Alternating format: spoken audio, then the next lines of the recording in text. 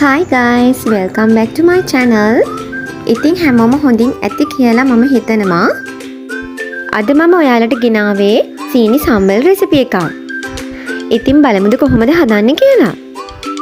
මම මුලින්ම කළේ රතු ලුණු ටිකක් අරගෙන හොඳින් සුද්ධ කරගත්තා. ඔන්න මේ තියෙන්නේ ඉතින් සුද්ධ කරගත්ත රතු ලුණු ටික. ඔයාලට මම ටිප් එකක් කියන්නද? රතු ලුණු සුද්ධ කරගන්නකොටම වතුරට දාගන්න එපා. ඔයගොල්ලන් සේරම රතු ලුණු ටික සුද්ධ කරලා ඉක්මනින්ම වොෂ් කරලා බාජනයකට දාගන්න. මොකද දන්නවද? එතකොට රතු ලුණු වලට වතුර අල්ලන්නේ නැහැ.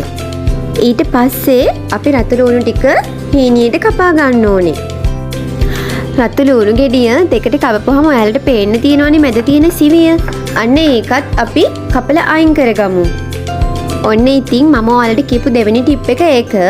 ඇයි දන්නවද? එතකොට අපි දැන් ඒ කෑල්ල කපලා අයින් කරගත්තාම අපිට ලුණු ටික හොඳට කොටස් වලට වෙන් කරගන්න පුළුවන්. ඉතින් මම ওই විදිහට තමයි ලුණු ටික කපාගත්තේ. ඉතින් ඔන්න මේ තියෙන්නේ මම කපාගත්ත ලුණු ටික. එහෙනම් යමු මොනවද තව ඕනේ බලන්න. මේකට අවශ්‍ය වෙනවා කරපිංචා, හොඳට සෝදගත්ත ගොරක කැබලි දෙකක්, කුරුඳු පොතු, මේ තියෙන්නේ කෑලි මිරිස්, සීනි සහ ලුණු අවශ්‍ය වෙනවා. ඔන්න මේ ටික තමයි අපිට මේ සීනි සම්බල් එක හදාගන්න අවශ්‍ය වෙන්නේ. ඕකේ, අවශ්‍ය බඩු ටික ලෑස්ති කරගත්තාම අපිට ලේසි මේ සීනි සම්බල් එක හදාගන්න. මුලින්ම කලේ මම තාච්චියක් ලිපේ තියාගෙන ගෑස් එක ඔන් කරගත්තා. ඉතින් තාච්චිය රත් වුණාට පස්සේ අපි කපාගත්ත ලුණු ටික මේ තාච්චියට දාගමු. මතක තියාගන්න තුන්වෙනි ටිප් එක තමයි අපි මේ තාච්චියට තෙල් දාලා නැහැ. තෙල් දාන්නේ නැතුව තමයි අපි ලුණු ටික මේ තාච්චියට දැම්මේ.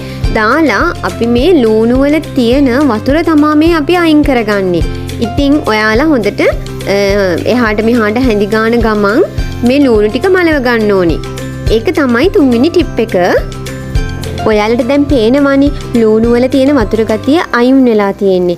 ඉතින් ඊට පස්සේ මම කලේ මැද වලක් හදලා ලුණු දෙපැත්තට කරලා ඒකට පොල් තෙල් දාගත්තා. පොල් තෙල් රත් වෙනකොට මේකට අපි කරපිංච දාගමු. ඊට පස්සේ අපිට පුළුවන් මේක හැඳි ගා ගන්න.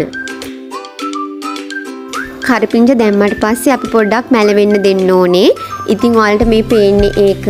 ඊට පස්සේ අපි මේකට කුරුඳු පොතු, අර අපි පිරිසිදු කරගත්ත ගොරක කැබලි දෙක,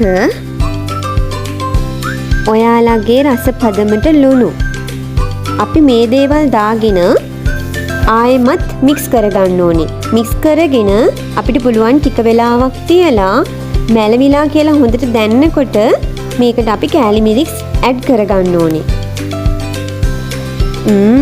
මේ වෙලාවෙත් හොඳ සුවඳක් එනවා.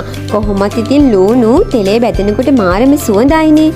ඉතින් මේ විදිහට තමයි ඔයාලට පේන්න තියෙන්නේ කෑලි මිරිසුත් ඇඩ් කරගෙන ඊට පස්සේ අපි මික්ස් කරගත්තට පස්සේ.